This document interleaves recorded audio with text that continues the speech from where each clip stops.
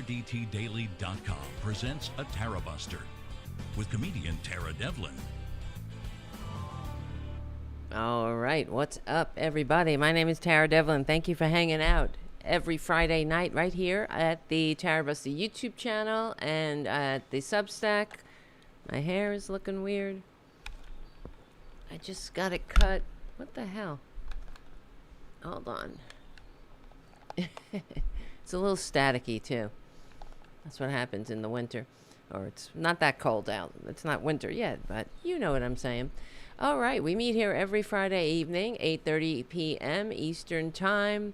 And we're also at the Political Voices Network Substack. And at, I don't know, wherever else books are sold. Twitch. I don't friggin' know, right? I mean, I should get better at this. I don't know. Let me know what you think. Just, if you can, become a patron, patreon.com/TaraDevil. I'm trying to get my head in the game here. Well, there's many things happening under my, under the desk. So, that's all. Okay, listen. Thank you, Charlie from APS Radio News, for all you do to keep the show going and growing. And, yeah, I'm going to try to work in more of the plugs throughout the show. Hearing the feedback. You know, we should just kind of dive into the show. But a lot of times, you know what, I get, I have to warm up a little, right? So it takes a minute to really, get into the game. I like to see what's going on in the chat room. I like to make sure everything is working properly. And this is just a one-man band here, so you get it. And then we're in this together. I like to see Jim and Redfoot in the chat, telling me, okay, sounds good, looks good, let's go. And, so, it takes me a minute to warm up and kind of think about where we're going to go, how we're going to start. Even though I do prepare for the show, of course, but I'm always preparing for the show. That's really the bottom line. I always gotta keep up on what's happening in the news, and then I'll make notes. I'll try to grab videos and stuff and say, oh shit, we got to talk about that on the show. But there's a lot going on, and as you know, that's why I named tonight's show. What was it? The GOP pedo protection racket. Is there no low they won't stoop to excuse? I can't talk. And no, what I'm seeing is that they are now making excuses. I mean, Trump is pulling out the old standbys. He's going for the big guns. Bill Clinton. And what maggots don't seem to get is that Democrats are not concerned about Bill Clinton. If Bill Clinton is in the Epstein files, if he raped little girls, then he should face accountability. There should be consequences for him. No one cares about covering Bill Clinton's ass. They don't seem to want to get a clue about that, though. And they're just disgusting. So let's break it all down. And before I keep going, I just want to say again, thank you, Charlie, APS Radio News. If you guys want to, I know if you're like me, I like listening to music. I listen to a lot of podcasts myself. I listen to books on tape, but sometimes I'll listen to music and turn on APS Radio News to just get the oldies and classics all day. And so there's APS Radio News, and then there's APS Radio with a classic rock station, and then there's a classical music station. So you can just keep that on as the background to your day. All right? And Charlie is a great supporter of the show, and I can't thank him enough. And he's also a great guy. So that makes if that means a lot to me, I'm sure it does to you too. So thank you, Charlie, for all you do to not just keep this show going and growing, but make the world a better place, right? Damn, we got a lot of work to do. And that's the other thing. Well, I'm thinking about it. I'm just sick of. Okay. Now, as somebody who's in recovery, and if anyone in recovery in the chat room knows that it's always, you're when you're hitting bottom, it's almost, hitting bottom is a blessing, and in Buddhism too. Actually, there's a concept of the 10 worlds, and one of the worlds is the world of hell, which is a higher world because you're closer to enlightenment when you're in the world of hell. And as somebody who's in recovery, I understand that. I know that firsthand because, I was, in the grips of active addiction in one time in my life. And now, one day at a time, I have a daily reprieve contingent on the maintenance of a spiritual condition and all that. But I do understand that when at the depths of my despair, that I was closest to waking up, that as Bill W. calls it, the white light experience. And I get it, because I've had that experience myself, not necessarily a white light, but I'm saying having a revelation of, I got to change. I got to change my life. Now, I hope that this country is hitting a similar bottom in a way. The selfishness that we've been dealing with since, I guess, Reaganomics. I grew up in the aftermath of Reaganomics. Well, I guess I came of age in Reagan's America, and the whole greed is good generation. And yes, and Josie on the chat says, did you and Roxanne pre-record the show for Malloy tonight? Yes, we did. We pre-recorded because we're covering for Malloy. Mike Malloy is taking a couple of days off to be with his family. And so it takes two of us, as Robin said, it takes two of us to fill the shoes of Malloy. And yeah, we filled in. And yes, T. Rose, exactly. In recovery here too. Your apocalypse puts you closer to your awakening. And yeah, and those who've been to the other side, we get that. And so that's why I think about this country, that I really think that, I don't know about you, maybe you can give me some feedback in the chat, but I'm just so sick of the selfishness and the ugliness.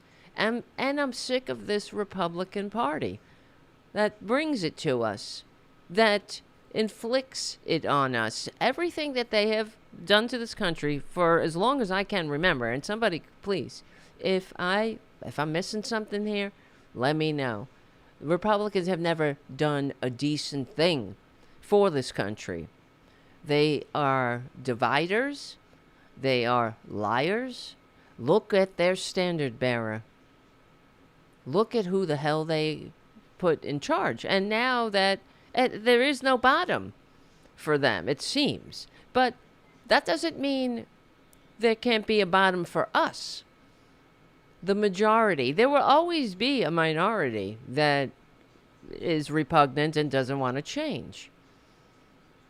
And thinks this is okay. But, every country around the world has horrible people in it. We don't have a corner market on right-wing morons, but other countries understand that you don't give these people power.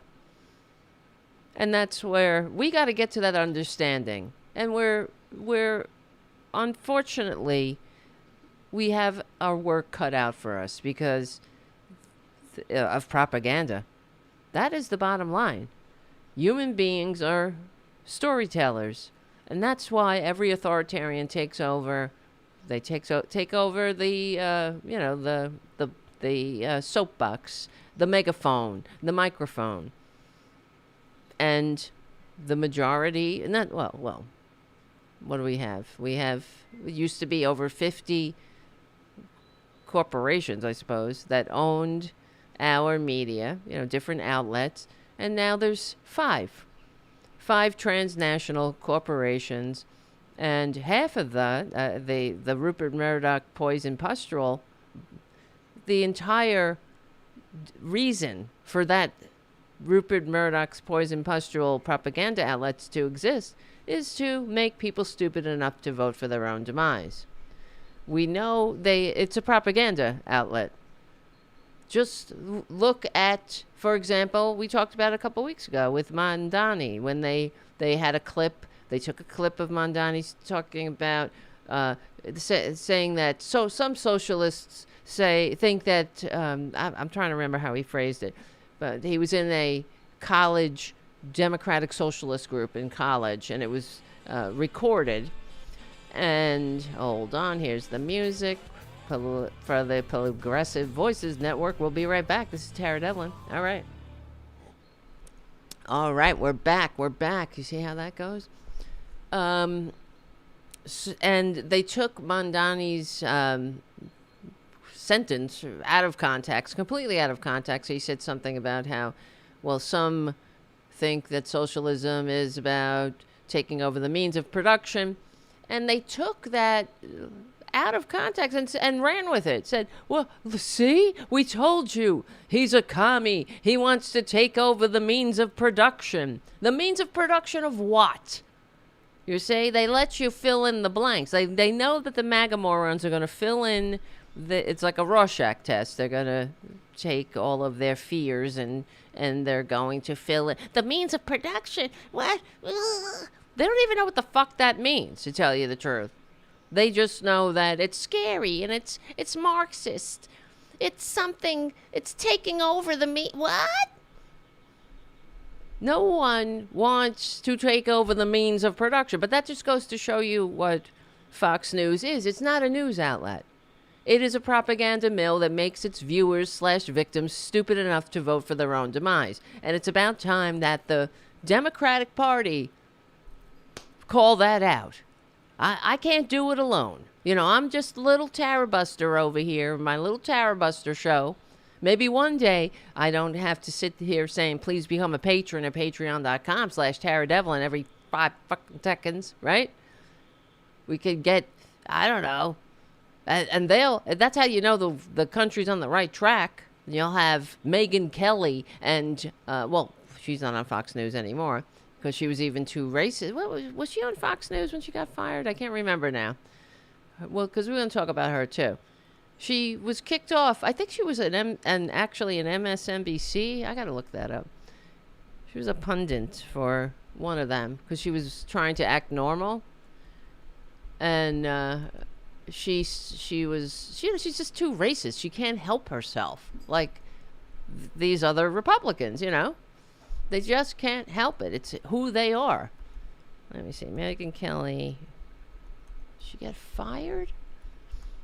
Anyway, it doesn't really matter. But and as far as propaganda, there's no one calling it out, you know. The Democratic Party should use these as examples of why people aren't, why people shouldn't watch Fox News unless they really like being turned into an idiot, into a useless idiot in their own demise. That's all you got to say. That's all you got to do. You know, just tell people. And it's not me saying it. That's who they are.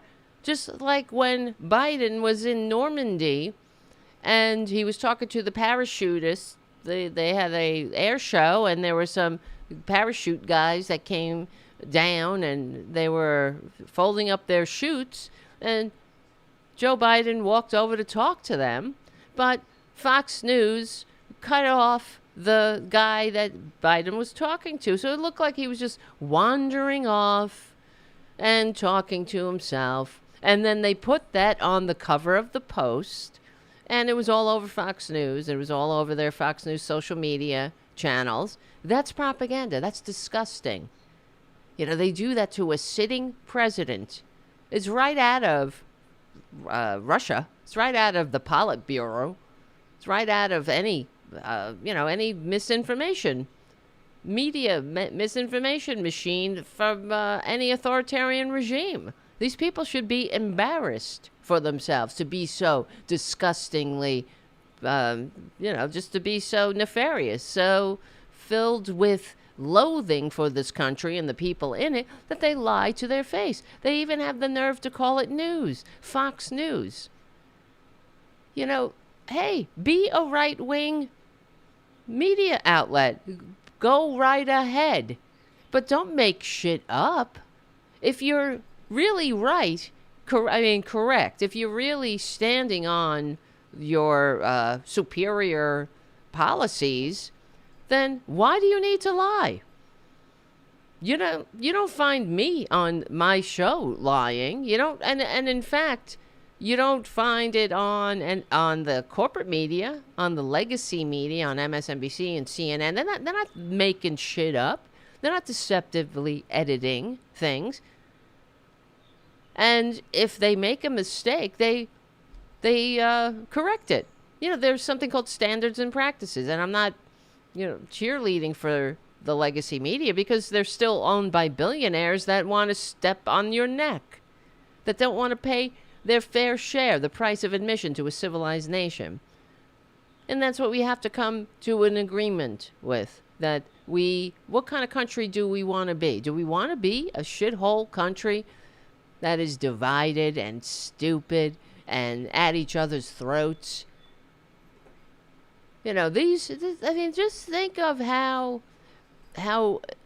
evil Republicans are. That they are making excuses for pedophiles. Yeah, release the Epstein files. Release them all. Because I don't care if Bill Clinton's in them and he did something that deserves to be prosecuted, or at least, in the very least, he needs to be removed from polite society. I mean, look at what they did in England to that friggin' Prince Andrew, who's no longer a prince. He loses his cushy castle, his title. Good. But here over in the United States of Serfs and Lords, Republicans, they're not letting go of their disgusting standard bearer. There is no excuse for the way that these Republicans behave, but they will come up with a few. So let me see. Oh, and the other thing that Fox News did recently was that, let me see, where's the link? we know this. In Portland, they played video of that was shot 5 years ago during George Floyd protests to get to build up this bullshit that Portland was in chaos and on fire and there's riots and even that 5 years ago was a wild exaggeration.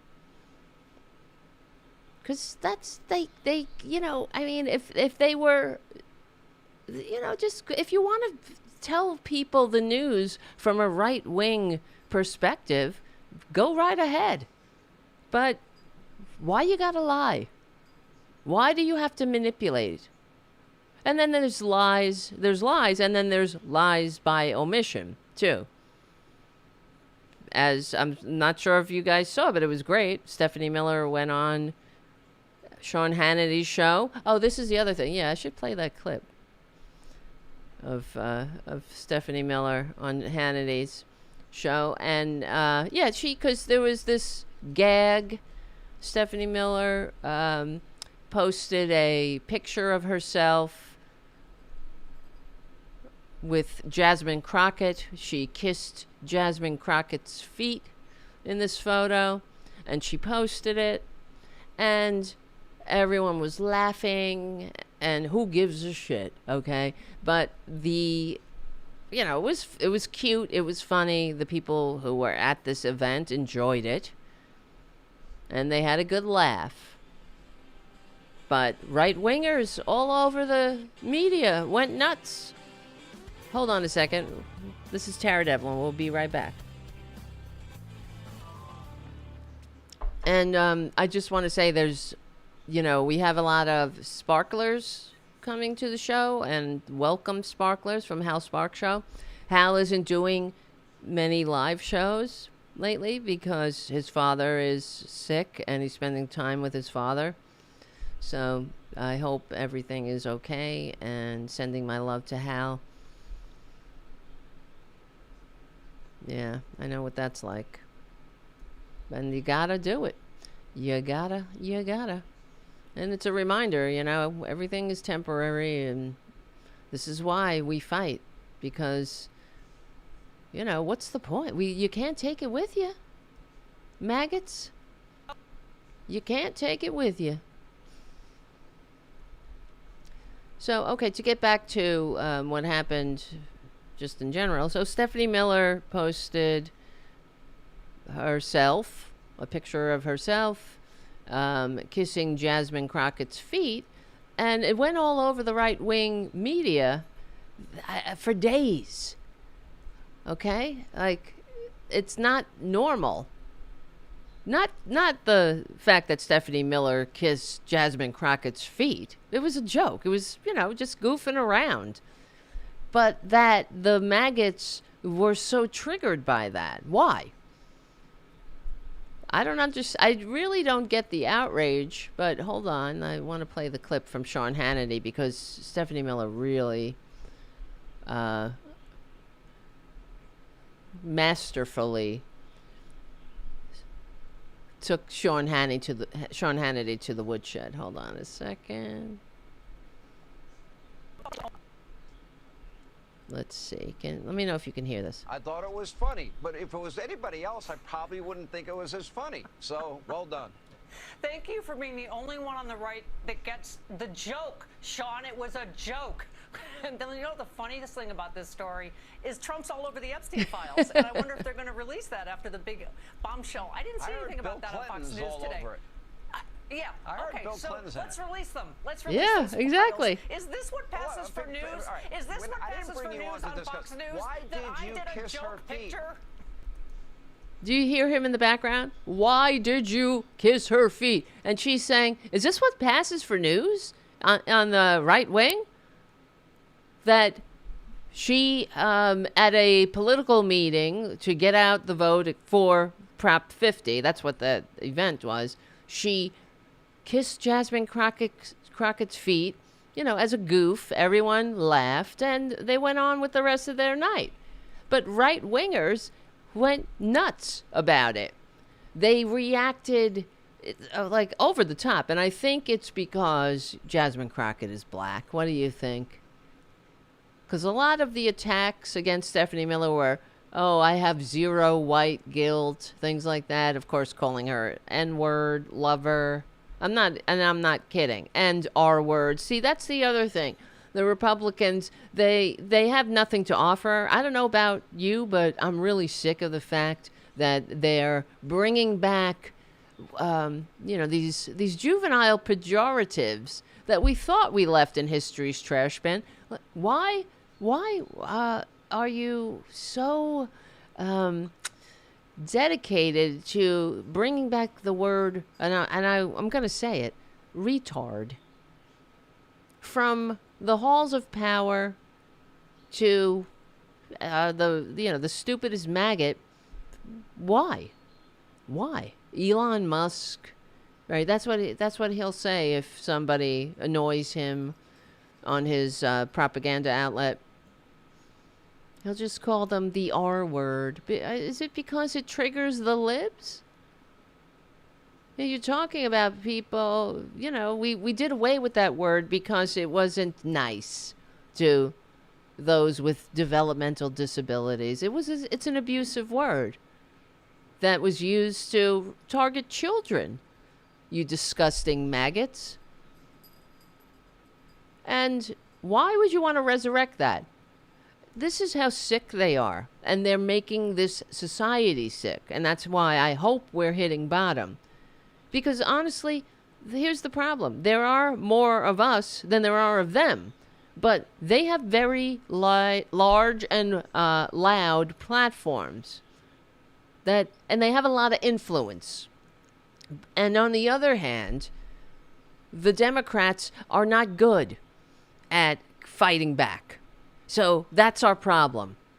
Because we do have things in reality to boast about. The Democrats, there's not everything good that this country, that the American people rely on to make them have a decent middle class life, came from Democratic policies.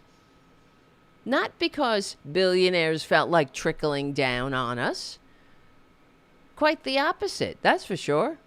So, this is a problem, that the Democrats aren't fighters. And the weakest thing, and what really pissed me off, of course, I'm sure it pissed you off too, not just that Chuck Schumer caved, but they got nothing for it. And they have no message, except when Angus King goes out and on TV, went on Morning Joe, to say that, what did he say? Standing up to Trump doesn't work. There's nothing more weak than that, standing up to Trump. No, it was working. It was working. That's what these feckless Dems who need to retire don't seem to get, because they have health care, They're fine. They're set. And I'm sure you noticed when, during the shutdown, some of the union groups were saying, oh, we should stop this shutdown. We need to get back to work. Because they were missing their paychecks. And what was really telling was that, of course they want to open the government up again because they have health care. They have health care. They have good plans. They're in a union. You see? But, I got mine is the American way. And it has to stop. We should have been willing and determined. These union members, I should say, should have been all in to the bitter ends. We're in this together. Yeah, we're standing side by side because enough is enough. We're tired of standing alone in the world. The only country that doesn't provide health care as a right of citizenship, not a privilege of wealth. Oh, and we'll get to that in a minute, too, because Trump has a new health care plan. I'm not sure. I guess it's no longer a concept. I'm not sure if you saw that. But, it's yet another example of division in the country. In other countries, that wouldn't happen. In France, for example, they understand the importance of standing together, of we stick together, we win.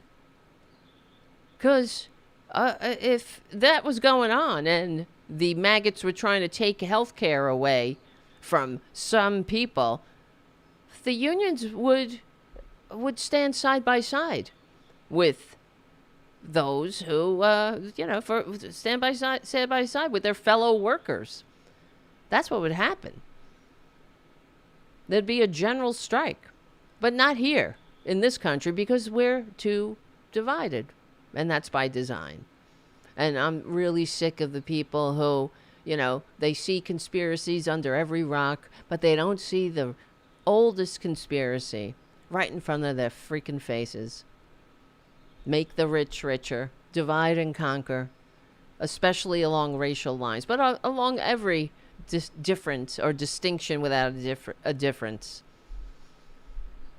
But when I saw this clip with Stephanie Miller, she was great. Don't get distracted. She brought it right back to the Epstein files. Why aren't you talking about the Epstein files, Sean? That was the breaking news that night. This was only 2 days ago. And instead of talking about the breaking news of the Epstein files, of just a couple of pages being released, they went on, it was great that Stephanie Miller got called on to go on this show because she dropped the mic on Sean Hannity and got a lot more listeners and introduced the MAGA audience to the fact that, yeah, Trump's in the Epstein files. Maybe that was the first time they heard it. Google it, maggots. But that's what they're so outraged about. Why did you kiss her feet?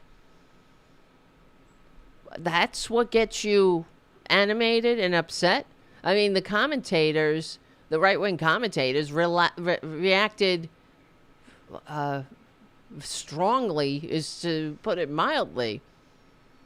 They said it was liberal cult. The Democrats are in a cult, you see? And this just proves it. From the people that put Kotex on their ear when their tax cheating, draft dodging, dictator wannabe standard bearer pretends to be grazed by a bullet. These are the people that put giant pads on the sides of their heads and wear diapers. Okay? Hold on. This is Tara Devlin. Right? We remember that. Real men wear diapers. Because it came out that Trump wears diapers. And so maggots had to stand in solidarity with their poor put upon traitorous rapist pedo standard bearer, and they wore diapers. Now that's not a cult. And of course it's a cult when you find out that this disgusting person that you voted for 3 times, who hates your guts, who treats you as nothing but a host from which to suck, profit, and discard, who hasn't done a fucking thing for you, for anybody but himself, his entire useless, wasted life. That guy, who, I mean, when you find out that he is that it's confirmed that he's a pedophile, I mean, yeah, that's it. You're cool with that, right? So the coup didn't sway you. Well, let's start from the beginning. When that maggot Trump came down the escalator declaring Mexicans to be rapists, that should have been it. Any patriot would have recoiled from that as if from a hot flame. Because we're a nation of immigrants. We're not morons. We are a constitutionally limited democratic republic, nation of laws. And, we are a diverse, multiracial, liberal democracy. That's what we are. So, and our ancestors, our forebearers, fought fascism. We should recognize that. There are people lying in their cold, early graves all over the world fighting, who gave their last full measure of devotion, fighting somebody who used the same tactics on their people and sent, well, at that time, 85 million humans to their cold, early graves. So we should have, I know I did, but any patriot who's not a moron and doesn't hate, isn't filled with hate, would have recoiled from that instantaneously. Like, I've seen this movie before. Never ends well. What politician runs on Mexicans are rapists? And I suppose some of them are good people. They're bringing drugs. They're bringing guns. They're rapists. Says the rapist, right? Says the guy who palled around with a pedophile, who had the pedophile over to the White House on Thanksgiving. So, that wasn't good enough when he came down the escalator calling Mexican rapists. You're like, he's going to make America great, so I really like him. He tells it like it is. He doesn't tell it like it is. He tells it like it was. Back in the bad old days, we thought we left in the trash bin of history. That should be in the trash bin of history. He's a racist like you, so you like that. But then, okay, you gave him a shot, give him a chance. And in fact, I remember when he was elected, I was very upset, of course, because he's a piece of dirt and a rapist. And I was like, I just can't believe this.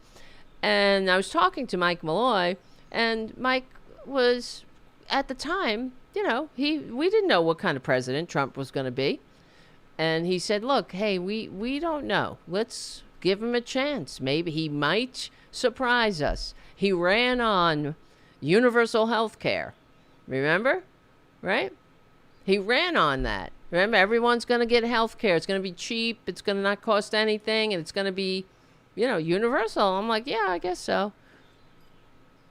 And Mike reminded me of Earl Warren, how he was this right-winger that was put on the Supreme Court. And then after, I guess he had a change of heart. Somewhere along the line, he became liberal or started ruling for liberals. And then all over the South, there would be billboards, impeach Earl Warren.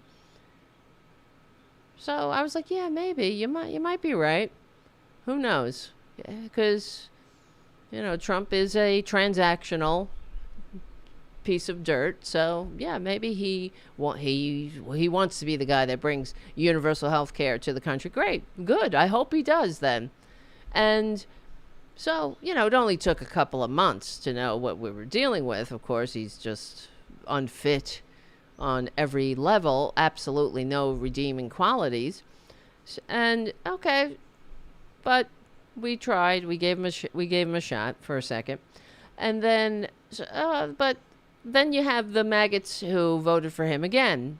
But by the time he left office, Trader Trump left behind mass graves. He turned the United States into a land of mass graves. I don't know why the Democrats never ran on that.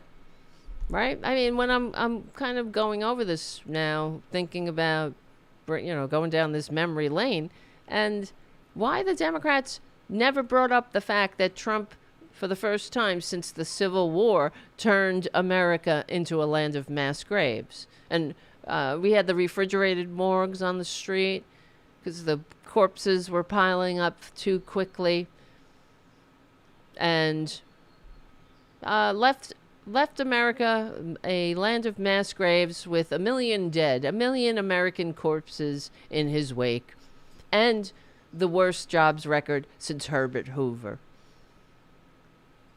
I don't understand how the Democrats wouldn't run with that. I mean, it's only the truth. And, the American people, who have very short memories, they got the memories of a goldfish, I suppose, didn't, at the time they were saying, the economy, Trump will be good for the economy. He crashed the economy. He almost brought us, he had the worst jobs record since Herbert Hoover. He still has not created one single job in this country.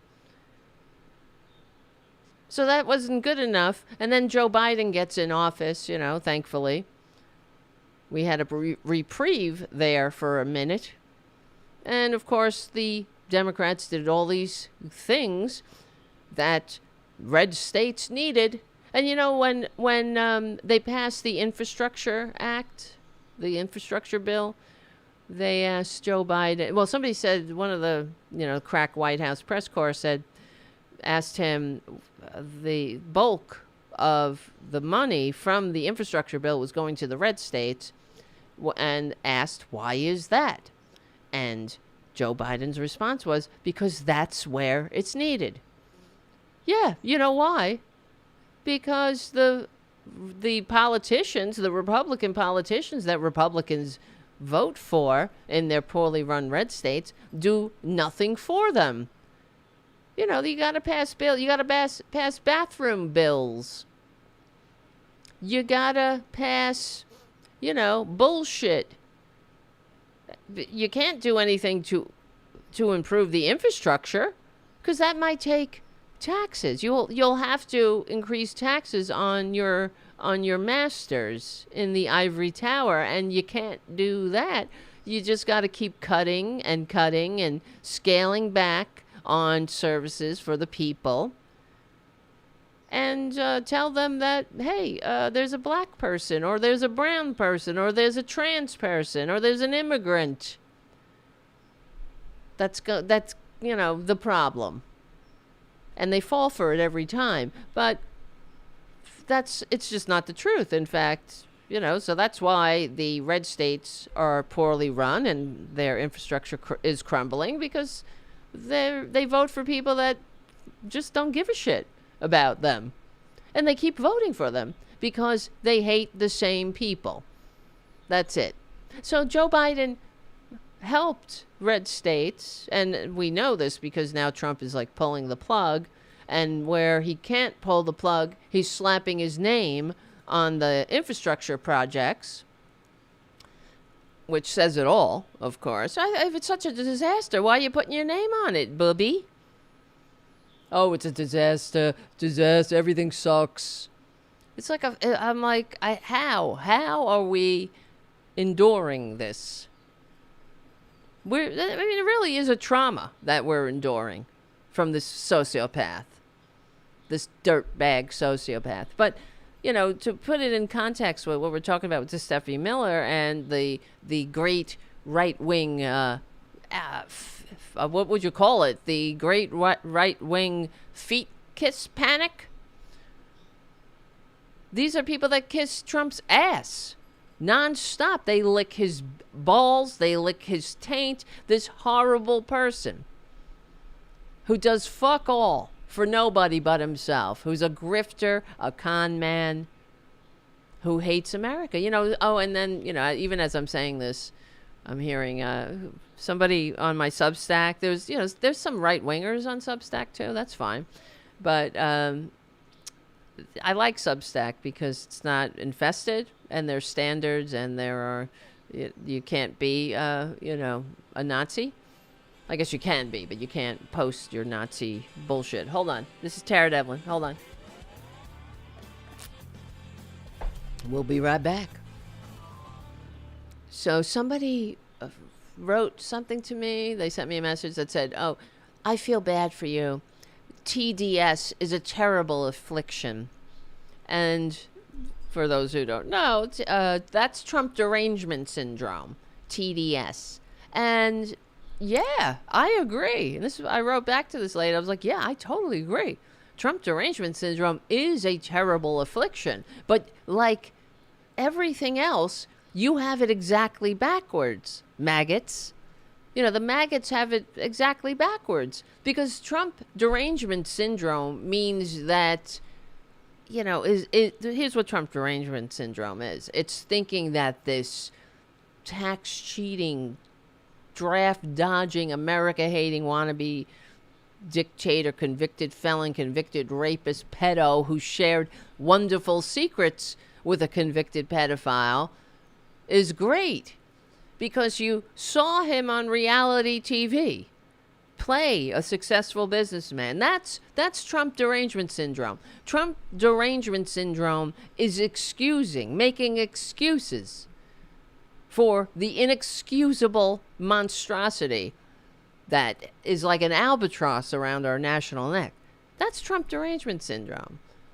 Nothing more deranged than that. Because in my view, and in the view of every other patriot too, seeing Trump for what he is a patriotic imperative.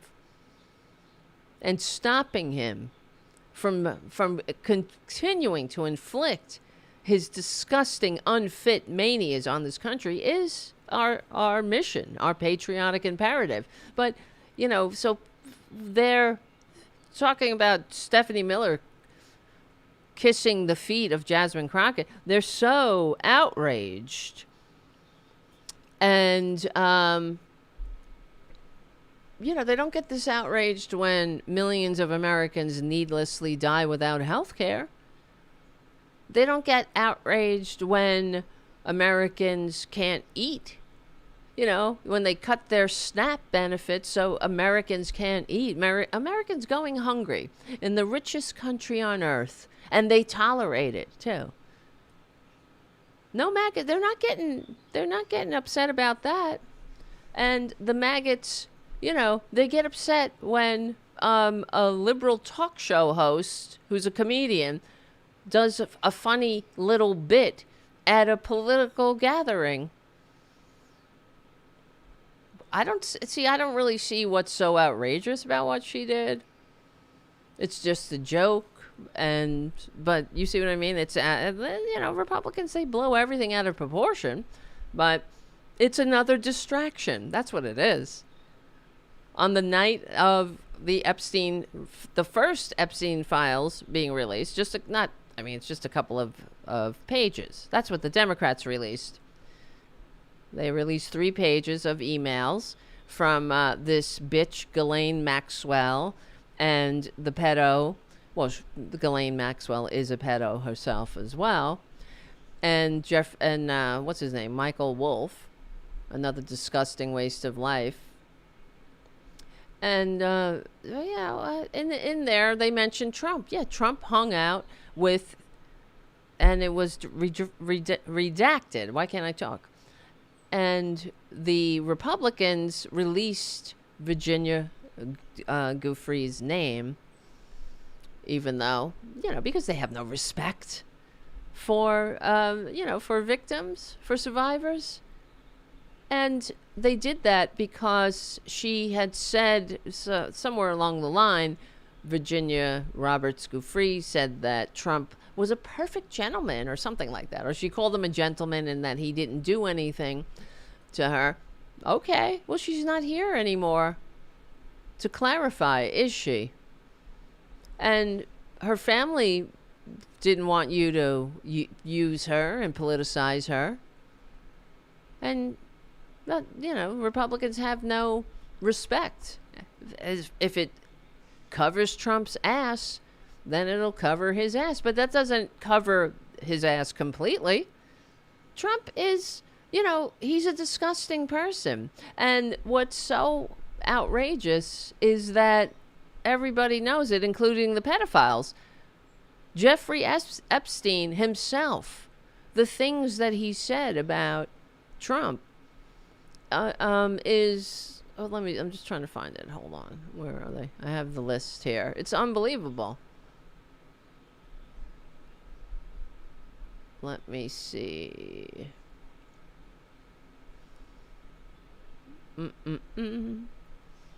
Yeah, the Republicans accused of sexual misconduct. It's just like another day at the office. That's for sure. They constantly make excuses. Look at their cabinet. They're filled with rapists. Matt Gaetz, Pete Hegseth, right? Robert F. Kennedy Jr., Trump, all predators, sexual predators. So, and they're sick. And I'm sick of this country and the world, frankly, being run by sexual predators who don't give a shit about the human race, the human condition. It's time to put non-sociopaths in charge. What do you think? Really? Haven't we had enough of sociopaths? They're not, the pinnacle of human existence. They're a disease, sociopaths. Mother Nature made us interconnected for a reason. We're an interdependent species. And that's how we're wired. That's why we can feel each other's pain. That's why we have empathy. If you don't have empathy, you're broken. You're damaged. You shouldn't be in charge. Because we need to have empathy for each other. Because that's how the world functions. Human beings, there's evidence even for pre-human beings. Homo erectus. This is let me look this up because this is over 1 million years old, right? Homo erectus. Oh, she said erectus. And homo.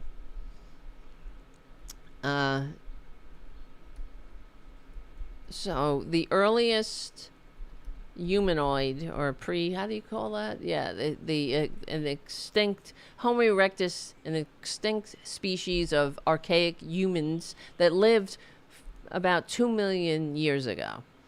They are our ancestors.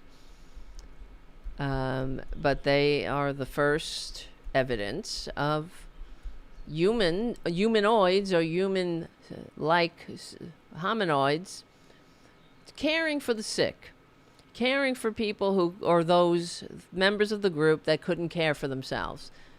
How do they know this? Because they found skeletal remains or skeletal evidence of this, of humanoids. I don't know. How do you say that? I guess, humanoids, right? Who couldn't have survived on their own, that were older, and clearly someone or the group had cared for them. So that's wired in us. And the Homo erectus species is considered pioneering, a pioneering species because it's a direct ancestor to modern humans. But so if these pre-human ancestors of ours took care of each other, what's wrong with Republicans? We're supposed to get better, right? We're supposed to evolve, not devolve, not regress. That's not the nature of human life in general. Everything is supposed to progress. Right? So, what's wrong with Republicans? The search for the superior moral justification for not giving a shit about anybody else but themselves. And that the whole pedophile ring that Trump was involved with and Jeffrey Epstein was the epicenter of is emblematic of this the whole culture of that these rich white bastards want to inflict on the entire world. They're in charge. We're just a bunch of nothing. We're just creatures for them to exploit. Hosts from which to suck, profit, and discard. And when they want, they get to stick their dicks in us, in children. Whatever they want, whatever feeds their purient little disease. It's just nothing, just to feed their empty, bottomless pit of greed that will never, ever be filled. And that's very sick. This is a sickness. So, okay, but, Jeffrey Epstein is a pedophile, or was.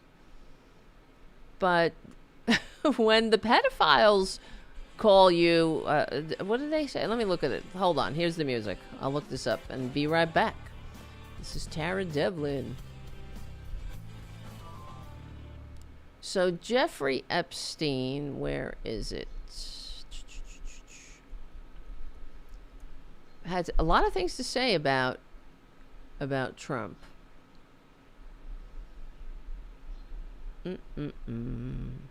Hold on. I had it here. What did Epstein... Now I have to look it up again. I had the list. I lose it.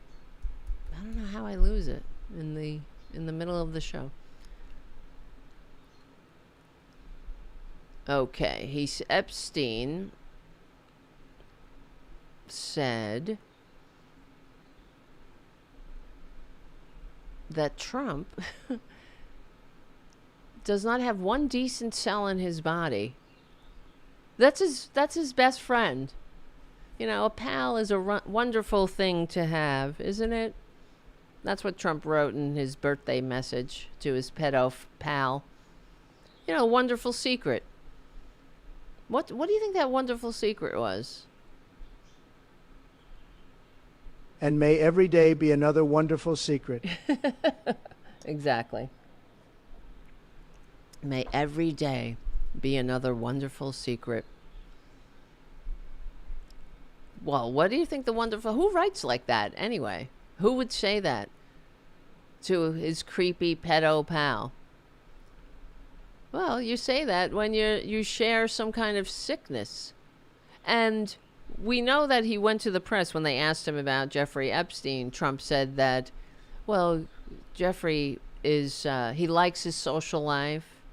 He, yes, no doubt about it, Jeffrey enjoys his social life, that he loves beautiful women, just like I do. And, but they're on the younger side. He knew what the hell was going on. They all did. Everybody knew. And Trump, he wasn't some kind of, I mean, don't you love that Mike Johnson tried to float the idea that Trump was a whistleblower? No, he said he worked with the FBI. He was an undercover. He was a confidential informant with the FBI. That's what Mike Johnson. I mean, this is a guy who pretends to love Jesus, just like Caroline Leavitt. She pretends to love Jesus with her cross, and Robin and I we named her cross. It's called Crossy. It's like Clippy, but for fake Christians who pretend to love Jesus. Crossy. Oh yeah. So Epstein described Trump as the worst person he'd ever met. He insisted he didn't have one decent cell in his body. In emails to Larry Summers. Ugh. These are horrible people. You know Larry Summers? You remember who he was or is? He's a former United States Secretary of the Treasury, Larry Summers, hanging out in the pedophile ring, getting massages from teenage girls and underage girls. Alan Dershowitz had a massage. That's what he said. He got a massage. He did get a massage, but he kept his underwear on. So it's cool, guys. Don't worry about it. Now, who gets a massage from a teenager? You know? You want to get a massage, you go to a massage therapist. You go to somebody who's a professional, who knows what they're doing. Because that's an actual, you need to be educated. You need to have a knowledge of the anatomy. You can actually do some damage to people if you don't do it right. But we're talking about, a sex ring of perverts who bring nothing to the table. All they give a shit about is making money for themselves. Fuck the world. Fuck everybody else. That's why they shouldn't be in charge. That's why these people need to be taxed down to size, taxed into reasonableness, without apology. Oh, they're not free. You're freedom. You're not free to abuse society. And I'm not even necessarily in the pedophile ring here. In general, there is no reason for this income disparity. We had a great country once. Yeah, Republicans like to talk about the good old days. They're talking about the days of the great prosperity, where the white middle class was the greatest in the world. We actually had a middle class. It was the first time. Well, we had a middle class earlier, but then there was another Republican Great Depression. But this was the most economically vibrant and upwardly mobile middle class in world history, created by FDR's New Deal policies. And it was the envy of the world. That's why people came here. And it was, I'm talking about the white middle class because a lot of the New Deal didn't apply to people with darker pigment. They were cut out. Literally, for real. So, kept in their place. Because we had, it's conservatism. They don't want everyone at the table. That's the point. That's conservatism in a nutshell. Everyone is in their place. And then the beatings will continue until, morale improves. But, so, yeah, Larry Summers and Epstein, what do they say? In exchanges with Larry Summers, Epstein called Trump dangerous and reiterated that he'd never met anyone as bad as Trump. Every day, a wonderful secret. Happy birthday, pal. Never met anyone. So the pedo is saying that he never met anyone as bad as you. That's like Satan. Could you imagine Satan, the most evil of all the creatures in the world? Satan himself going, wow, that fucking guy. That guy's evil. Can you believe that guy? I thought I was bad. I'm Satan. But he's puts me to shame. I can't believe how evil he is. He also mocked Trump's intelligence, as we know. Trump is a dulltard. He is a dullard. He's got not one intellectually curious bone in his fucking body, in his useless body, in his carcass, I should rightfully call it. He referred to him as Dopey Donald and Demented Donald in messages with Michael Wolff. And he also characterized Trump's finances as all a sham. And we know that too. He's such a fucking bullshit artist. That's it. Well, he might be rich now because of all of his grifting and stealing and sucking on the federal treasury like it's his own personal birthright.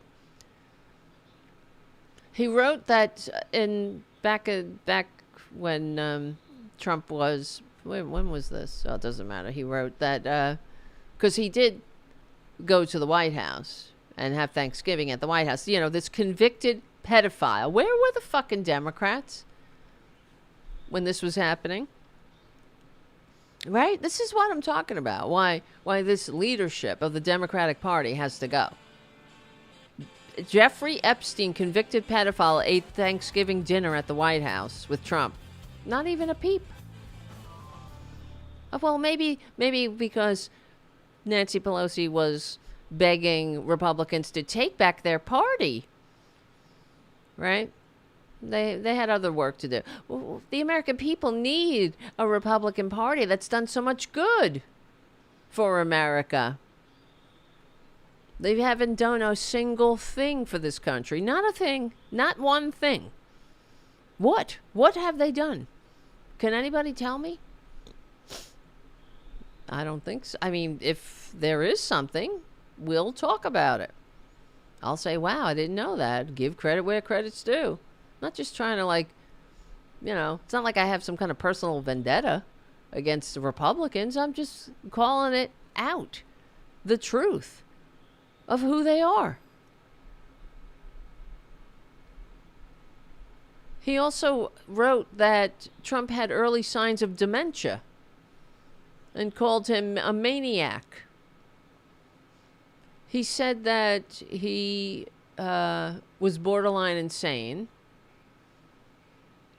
He recounted that Trump walked straight into a glass door because he what was it? He saw girls in Jeffrey Epstein's swimming pool. And he was, you know, so distracted that he walked into a glass door. Could you believe that? That is a grown-ass man. But he's got, you see, like, he's just a bottomless pit of greed and need that needs to be filled by, you know, somebody jerking off his little mushroom penis or putting money in that empty pit so he could feel like, you know, he's alive. Because he knows how unfit and unworthy and how useless and pointless his life is. There's nothing real there. There's no connection. There's no love. There's no anything that makes life actually worth living. He doesn't have a clue. He's a very sad man. And I say man, I don't mean to insult men either. But there'll never be enough. You know, he sees girls in a swimming pool and he's like, ugh. He can't keep his eyes off them. Because why? I mean, are you a grown-ass man? But no, he's a very sick, parasite. That's what he is. He's just like, ugh, ugh, let me suck on this experience. Let me suck on that. He's a fucking useless nothing that just wants another distraction from the fact that he's going to die. And the distraction from the fact that he knows how unworthy he is, how unfit, how stupid, how much his mother hated him. And his mother was right. So, yeah, he spent hours at at Epstein's house with a victim. He knew about the girls. That's what Epstein wrote to the pedophile Ghislaine Maxwell, the disgusting sociopath pedophile, who Trump will probably pardon. Maybe he'll pardon her, probably as he skulks out of the Oval Office, as a thank you for her keeping her pedophile mouth shut, her groomer mouth. You know, all the groomers that they scream about. Trans people. Oh, groomer. Gay people. Groomers. These pricks. He offered reporters photos of Donald and girls in bikinis in the kitchen, in his kitchen, referring to a willingness to publicize compromising material against Trump. That's what Sheldon, was it? Who asked? Not Sheldon Whitehouse. Who was the one that asked Pam Bondi, who's supposed to be the Attorney General for the United States, but she's Trump's personal attorney now. She's the personal attorney of a pedophile, running a pedophile protection racket out of the White House, out of the Situation Room. Can you believe this? Can you believe this? Really? Sometimes you just got to sit and think, what the? But this is maggots. This is who they are. Let's get to Megyn Kelly. And while I pull this video up, I want to remind everyone the Tarabuster Tuesday show is going to start this Tuesday at 2 p.m. Eastern on the Political Voices Network. And I have to think, oh yeah, I guess I'll run it here too on the YouTube channel. And on the Political Voices YouTube, it'll be on. That's going to be weird. I don't know. Yeah, but the first guest for the show on Tuesday, we're going to have JoJo from Jers. Isn't that cool? JoJo from Jers is coming on Tarabuster. I can't believe it. She's great. And it's going to be an hour. It's only an hour. So we got to keep it tight. Keep it real. Keep on keeping on. And yeah, I hope I will see you all there. All right. So here's Megyn Kelly talking about making excuses for a pedophile. Oh no, where's the audio? As for Epstein, I've said this before, but just as a reminder, I do know somebody very, very close to this case who is in a position to know virtually everything. Not everything, but virtually everything. And this person has told me from the start, years and years ago, You do say. that Jeffrey Epstein, in this person's view, was not a pedophile. This is this person's view, who was there for a lot of this, but that he was into the barely legal type. Like he liked 15-year-old girls.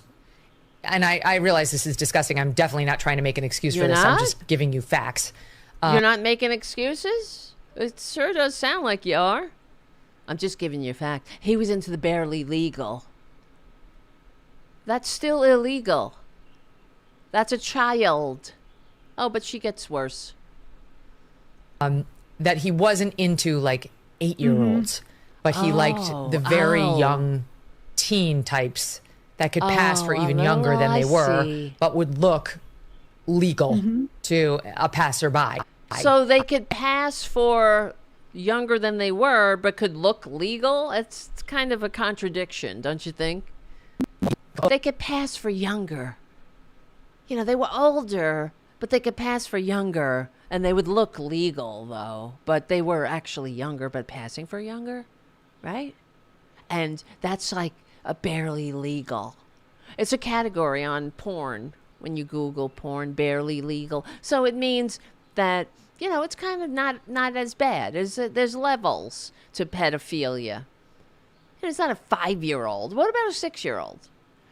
An 8-year-old, 12, 15. Oh, no, that's what we're talking about. 15. That's barely legal. That's not even legal. That's not legal at all.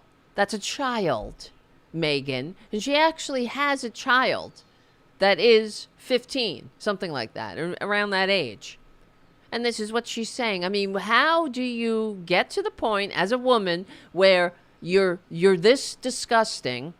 It's like she's like Ghislaine Maxwell, really, at this point.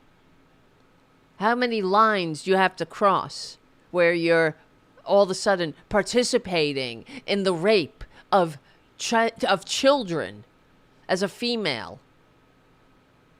As a male, too. But as a woman. Yeah, he's just not really a pedophile. Except he also knew he was a pedophile. And that's what he was talking about. I gifted her to Donald. He dated people that were young, and then, when they would age out. So he gave people, he gave his girlfriend to Donald. Because he would fuck anything. He just grabs him by the pussy. He doesn't even wait. He just starts kissing. Just kiss, kiss, kiss. He's like a magnet.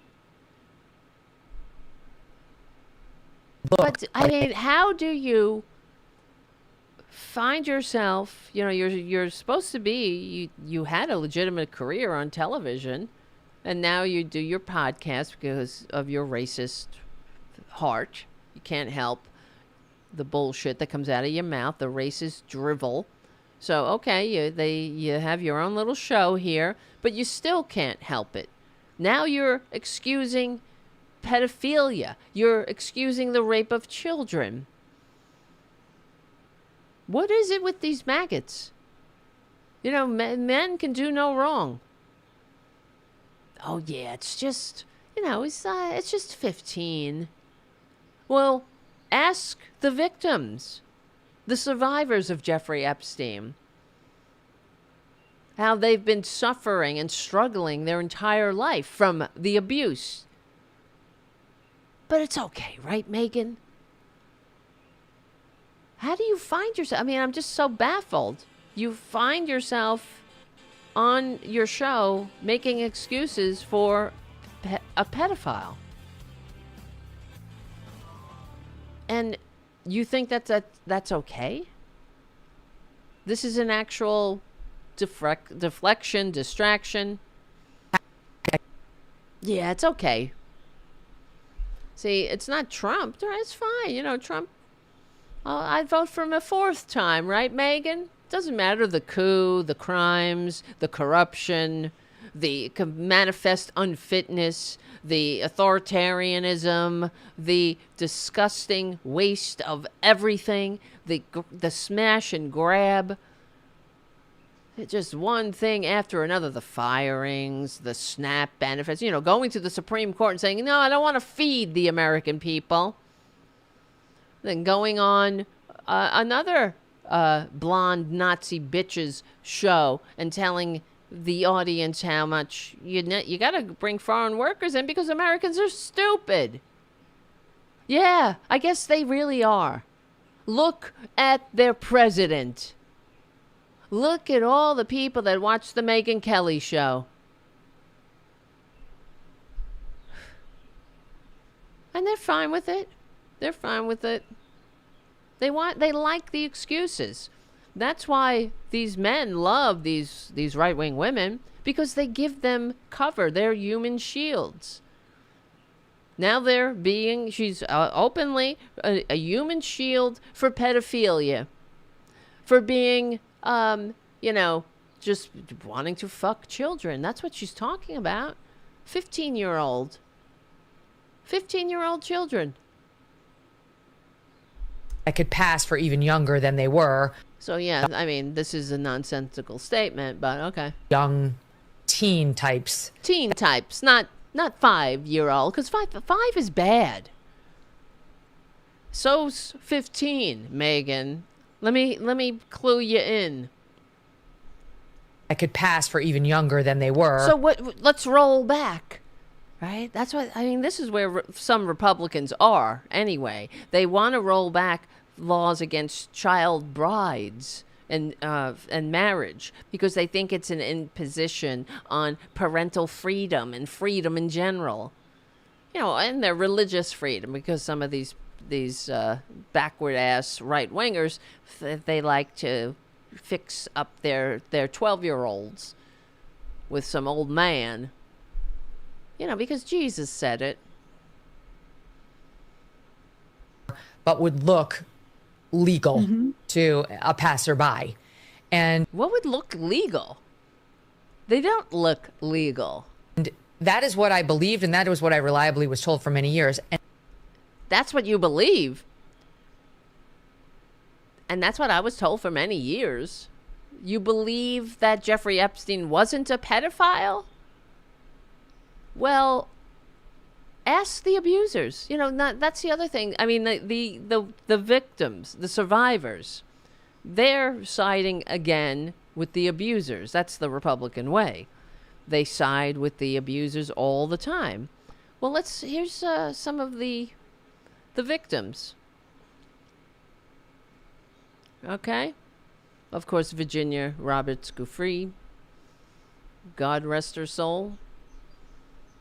Unfortunately, she's not here anymore because of the pain she endured. And I did read her book, Nobody's Girl. And it's horrific and harrowing and tragic. And it's heartbreaking because she's not here anymore because of the pain that she endured. And she endured a lot. She was raped by Jeffrey Epstein and Ghislaine Maxwell. She was abused as a child. She was a runaway. She was on the street. And that's what these abusers look for. Jeffrey Epstein was adept at finding wounded children to exploit, and Ghislaine Maxwell too. She was abused starting at the age of 15. Oh, I guess Megyn Kelly's cool with that. Barely legal. Here's another picture. Here's one of Jeffrey Epstein's older victims. She was 17 at the time. Tila Davis is her name. She was abused in multiple locations. But the picture is when she was 17. But she was abused, of course, as a minor. And so what you're saying is this is barely legal, Megyn, right? And if you would see this guy with this young girl, what would you think? Would you think, oh, that's a barely legal with some old man?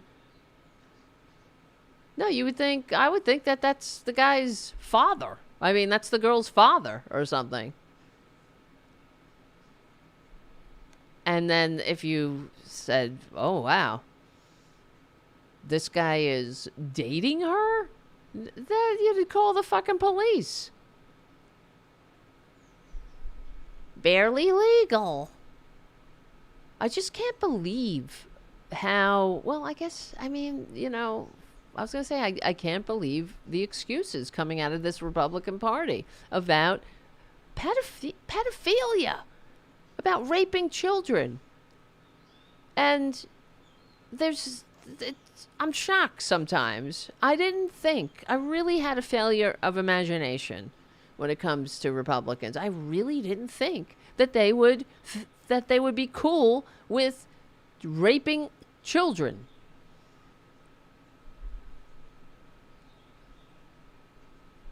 Here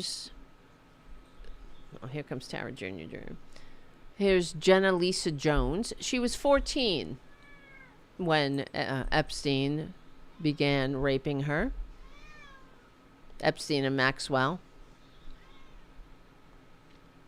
This is Jennifer Aratz, 15. Yeah, barely legal. They look like children to me. I don't know about you. They don't look like, oh, this is cool. She could pass for older, but she's really younger. Well, you're 15, Megyn. She's still 15. This is Courtney Wild, older, holding a picture of herself at the age when Jeffrey Epstein and Ghislaine Maxwell started to abuse her. She looks pretty young to me, like a child. But doesn't matter. You see, we're trying to have a rational conversation with people who aren't rational. We're trying to talk them into being human. How could you do that? If you don't get it, you still don't get it, maggots, right? This is cool. It's your standard bearer, right? That's your dear leader. Whatever the dear leader does is great. Because he's making America great, isn't he? No, he's not. No, he's not. But, Republicans of being accused of sexual misconduct is just another day at the office for them. Right? Matt Gaetz is another one. Matt Gaetz is another child rapist. And what did Trump want to make him the Attorney General? Right? Several of Trump's cabinet members, or his picks, are sexual assaulters. Trump, of course, being accused of abusing and raping women.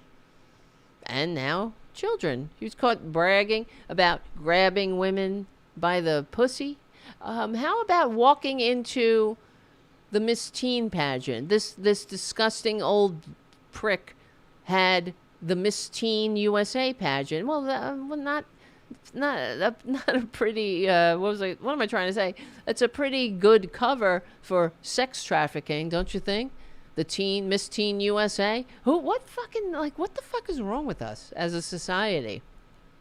That we didn't look at Donald Trump at the time and say, what are you doing with this Miss Teen pageant, you filthy, disgusting prick? He's the guy that would say, in a couple of years, I'll be dating you.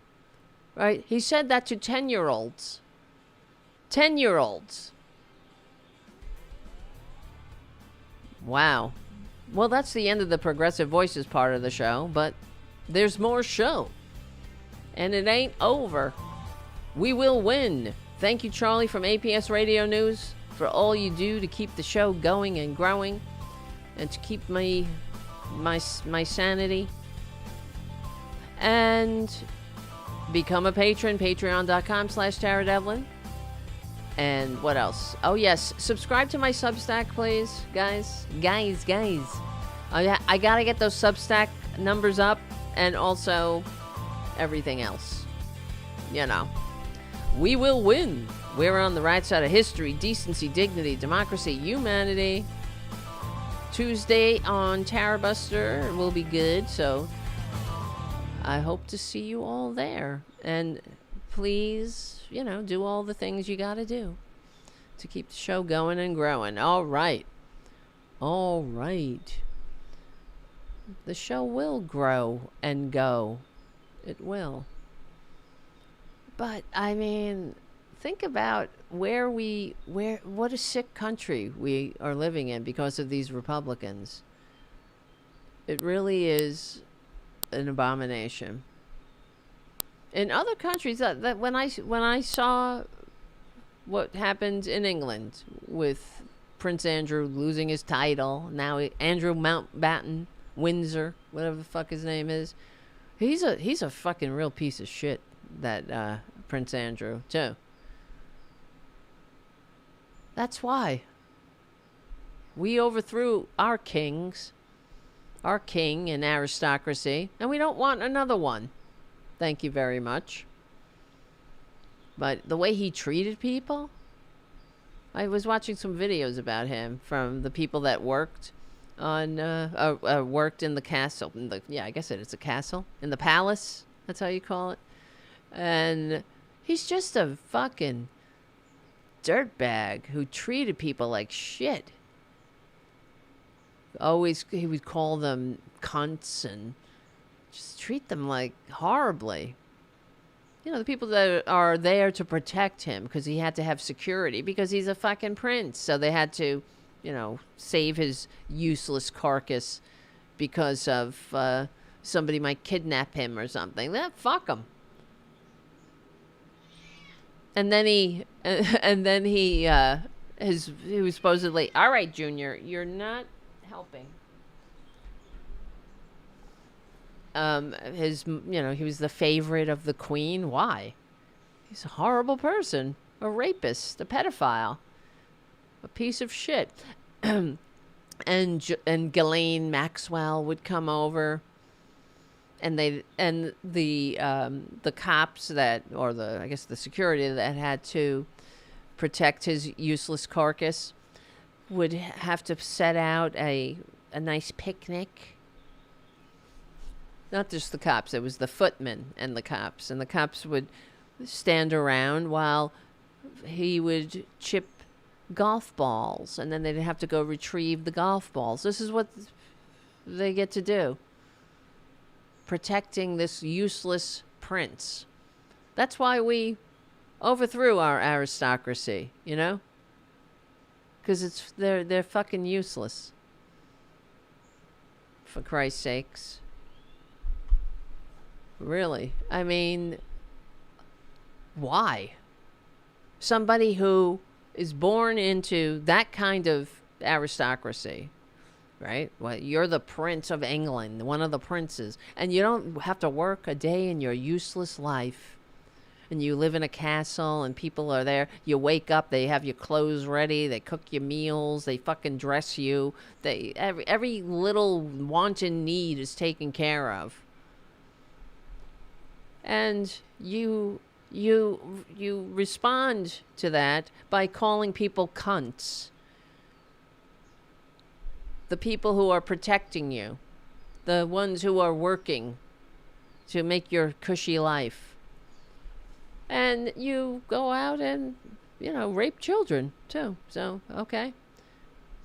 And according to Virginia Roberts, Giuffre, who I believe, she was trafficked to this prick Prince, the formerly known as Prince. Exactly. And she was trafficked to him 3 times. Once in England at the palace, when they went to that nightclub, and then once in the island, or maybe it was twice. Who fucking knows? But she said 3 times, and it was, it's disgusting.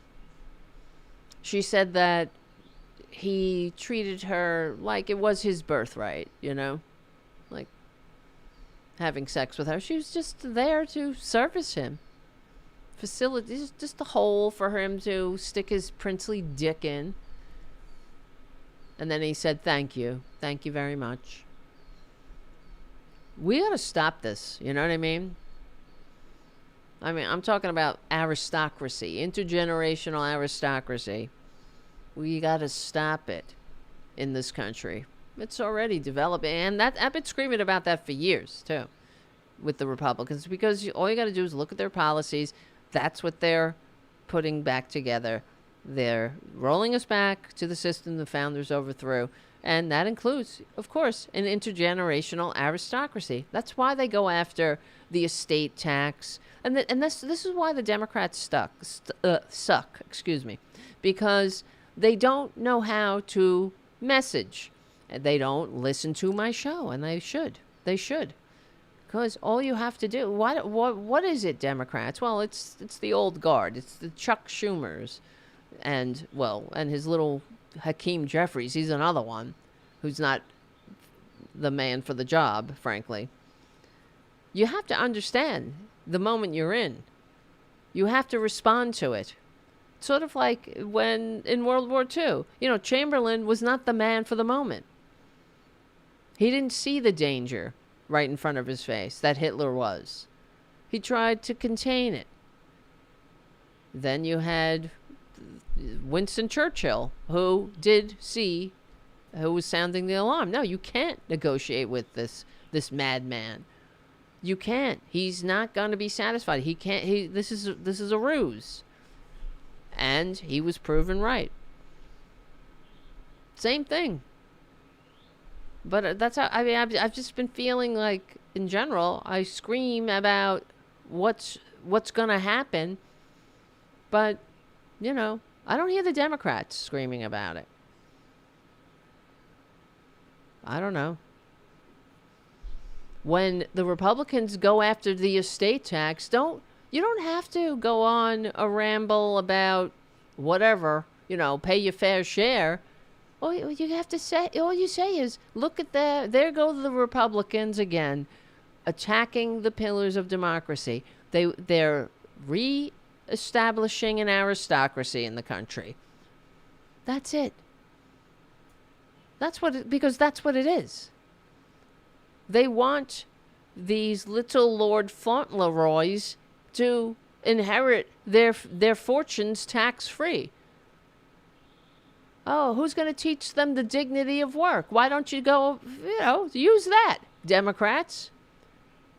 And I'm just using the estate tax as an example. Not that they're even talking about it now. But let's talk about Trump and his plan for health care.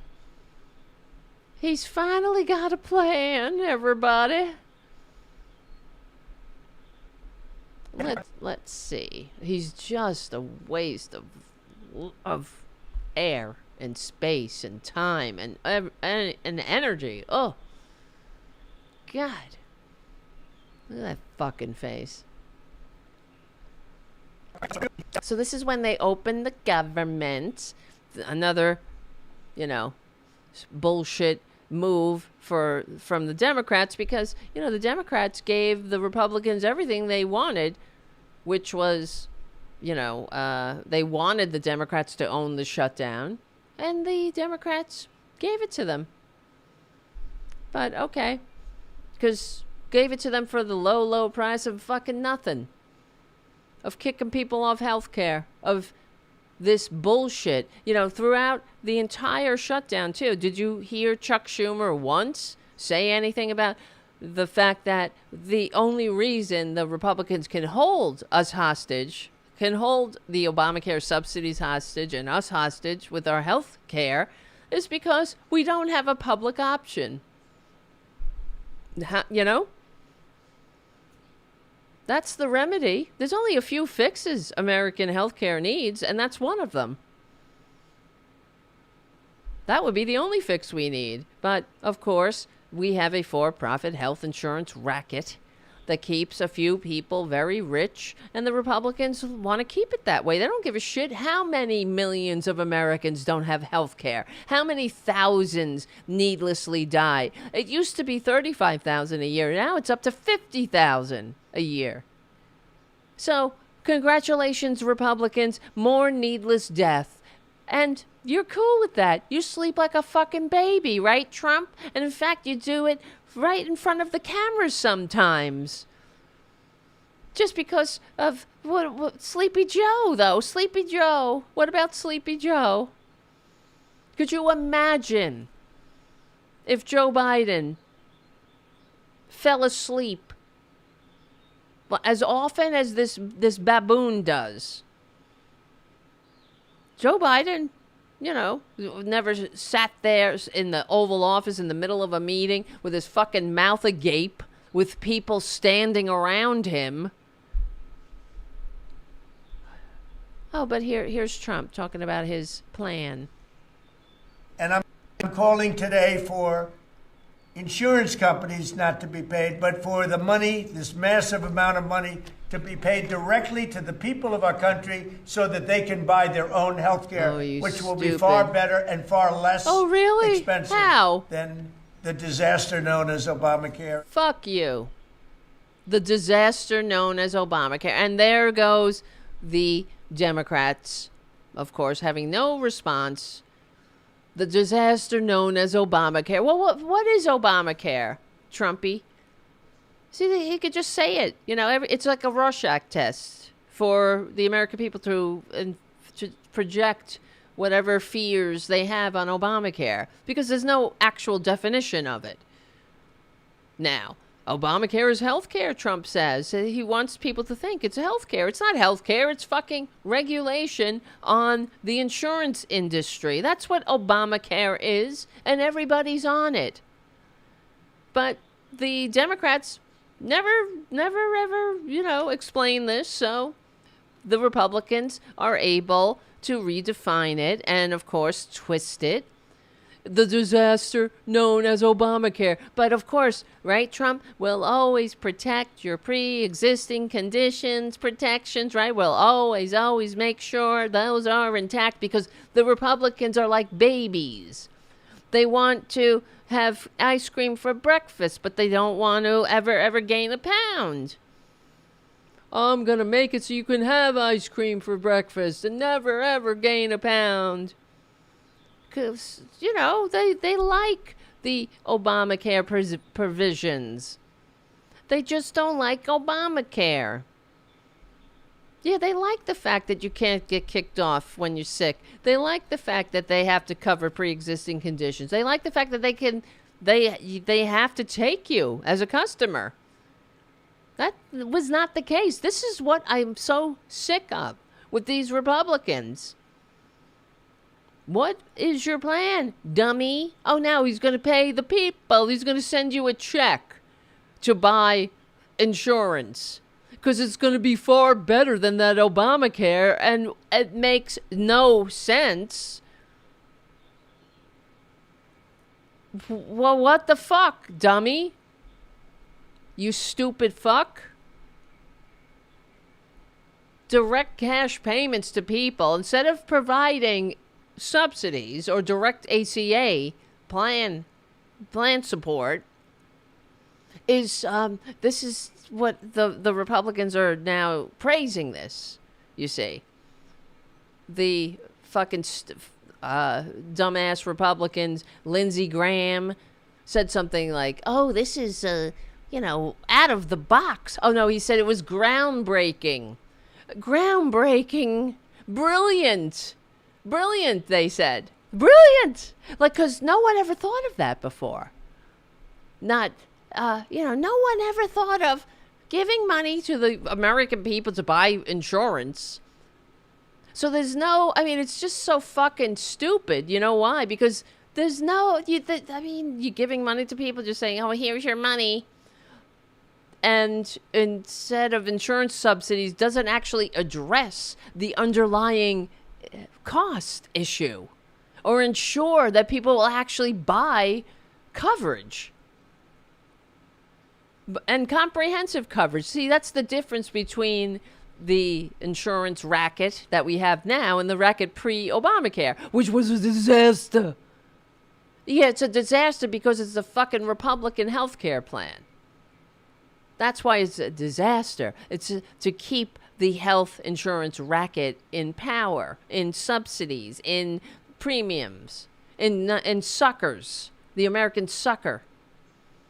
Because we because we're Americans and we're all divided and at each other's throats, the fucking ghouls like Trump, the pedo goddamn rapist ghouls, get to treat us like the fucking dumbasses we are and say that the measurably worst healthcare, most expensive insurance in the world is the best because it makes a few people rich and, got to keep it that way.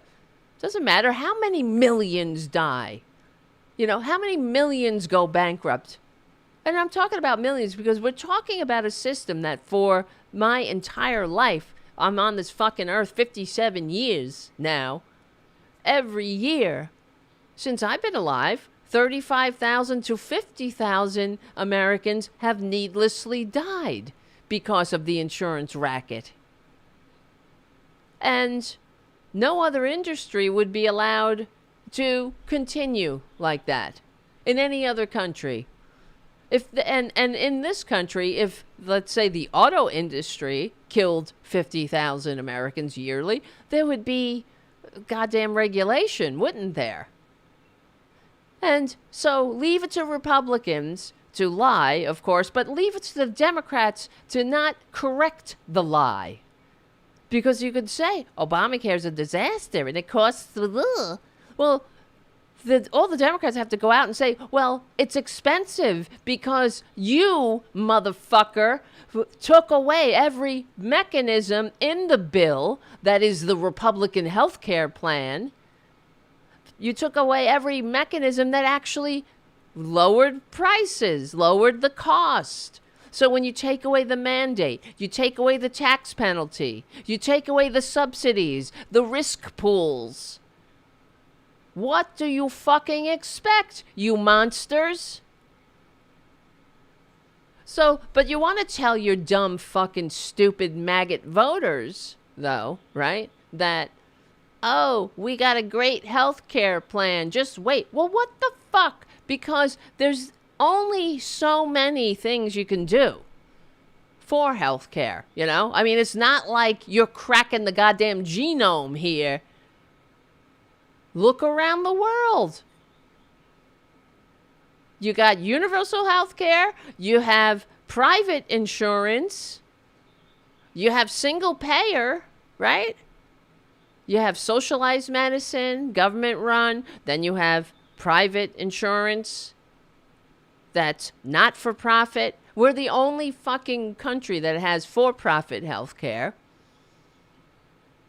We could have a system like Sweden. They have that's what Obamacare has. That's Obamacare. Except in Sweden, they didn't fucking take away the mechanisms that make it affordable. So it works, and it's not for profit. So it works. If that's the closest model, but then you can have government-run health care like the NIH or the National Health System in England. Then you can have Medicare for All, which has private doctors, private hospitals, except government pays the fucking premiums and the bills and shit. Which, okay, so what's your plan, man? Nothing. And the thing that gets me crazy is that the only reason he can get away with the bullshit is because of Democrats not ever correcting this, not ever getting out there and screaming like I'm screaming about it. It doesn't seem that hard for me. I mean, it's not, it doesn't seem like that big of a, remedy. I mean, what am I trying to say? It doesn't seem like it's not that hard to do. Just get out there and say it. And don't leave the lie in the middle of the floor all the time. But they do it because, they can. And the stupidity, they do it because they know the Democrats are this fucking useless, They really do. They count on the Democrats for, to be who they are. Cowardly, quiet. I mean, when this whole time, since Obamacare signed in 2010, have you heard Nancy Pelosi explain this? Well, if you take away every mechanism to make the Affordable Care Act unaffordable, of course it's going to be unaffordable. But the fact is, people are sick of the for-profit health insurance racket treating us like hosts from which to suck profit and discard, and they like their pre-existing conditions protections. They like the fact that they can't be denied. They like the fact that they can't kick you off when you're sick, that they have to spend a certain amount of money on health care, not just executive salaries and perks like it used to be in the old days. And, there has to be a compromise. And the fact is that the fucking Republicans don't give a shit if people live or die. And That's what you say, Nancy Pelosi, not take back your party. The American people need, right, a Republican Party. I know she's not going to be the speaker anymore, thank God, or she's retiring.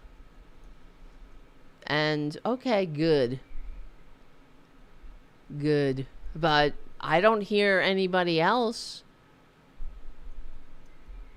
stepping up. Do you? Who's stepping up and saying these things? Am I saying anything wrong? No, I'm not. I am right. So Trump has another fucking stupid idea. Where'd he get it? Instead of giving money to the insurance industry, give it to the people. Oh, good idea, boss. Genius. Groundbreaking. It's groundbreaking in its fucking uselessness, which is par for the course with Republicans. No cost controls, undermines risk pools, raises premiums, dismantles protections, worsens inequality. Of course, it's fucking genius. And you know what's genius about it? Because these are evil little demons. That Satan himself says, holy shit, guys. You guys are, I gotta tap out on this shit. You guys are really fucked up. But that's why they love it, because the maggots will be like, Trump is a fucking genius. I hate Obamacare. And then they'll find out when their fat white boy diet catches up to them with diabetes that, they don't got those pre-existing condition protections anymore.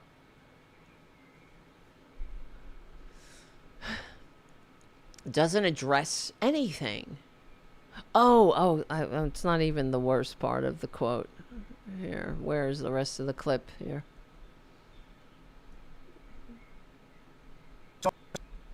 So I'm always willing to work with anyone, including the other party. We'll work on something having to do with health care. We can do a lot better. We can do great. So much money is involved, and we're willing to pay so much money to the people. So we're going to pay a lot of money to the people. They're going to go out and buy their own health care, and we're going to forget this Obamacare madness. Eat shit and die. It's not to be paid, but for... Wait, did I have the right part here? And I'm calling today for insurance companies. Ugh, look at it. Just look at it. Look at my poopy. Showing his stupid signature. It's a fucking hung dog look. Look at everyone. I did a poopy. I was trying to find the part because he's like, everyone can be an entrepreneur. Maybe it's not in this clip. Great. So much money is... Oh, shut your hole. You don't know anything. So much money. Somebody told them how much money we spend. Yeah, we do. But you don't... You're dumb. You're dumb, Donnie. You're the stupidest moron to ever sit in that Oval Office. To ever stain it. And look at all those fucking lick spittles around. Look at all those white, pasty white pricks just applauding this pedophile. Oh, what a great man. Steve Scalise, the guy who was shot.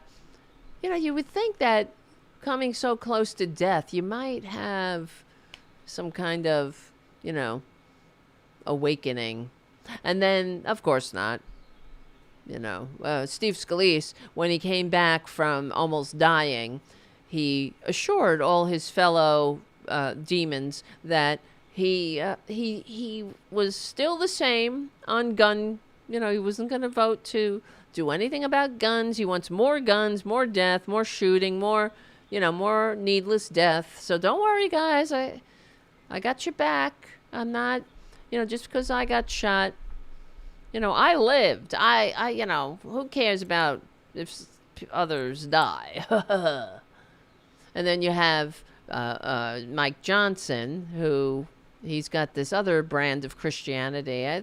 Forget the socialist hippie that gave out free health care and hung out with all the misfits and, turn the other cheek. A rich man could easier to go through the eye of a needle than to get into a heaven. And if you really want to follow me, give all your wealth to the poor.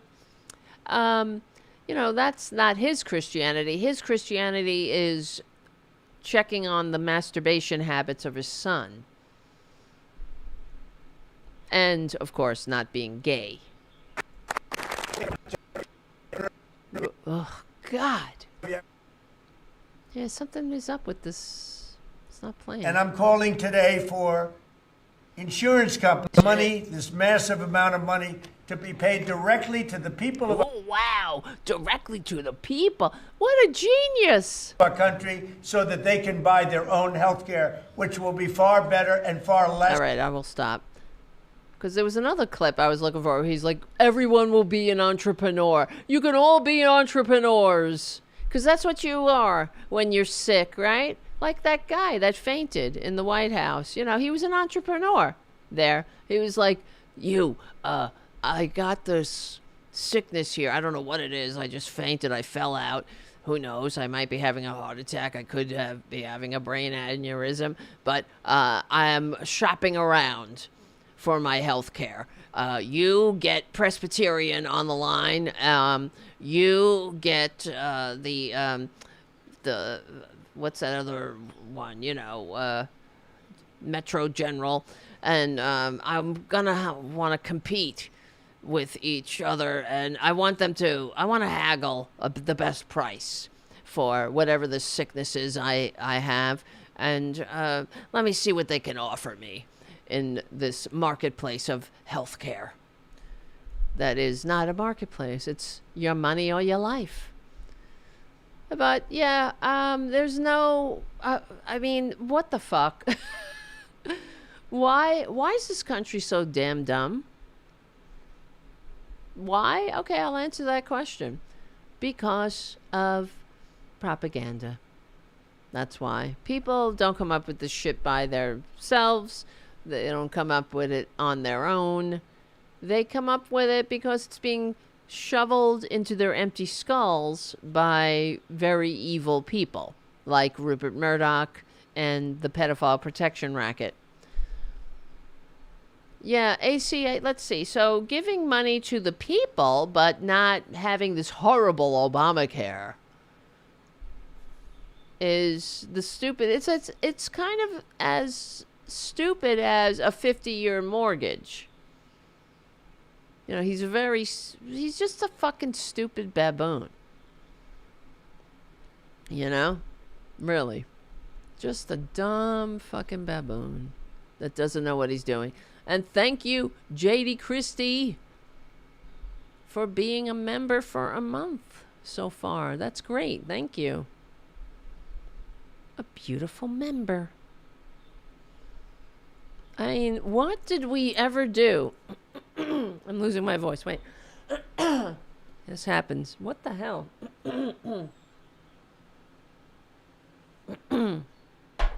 What did we do, all of us, in a past life to deserve this shit? To deserve this? What did we do?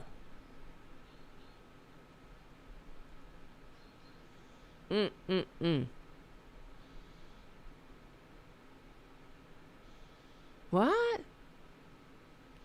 Resist Evolve says, hey, Tara was on PV at 9, but she was also live here? What? Tara who? Me? Me? Little old me? I have, I'm on, this is simulcasting on Political Voices Network. Am I still doing that? Is it still going? I hope so. What do we see? Yeah, we're still going. There's a lot of cursing tonight, I know. Sorry. Something in my... I got a frog in my throat. A little frog. And we only have about 5 minutes left, but...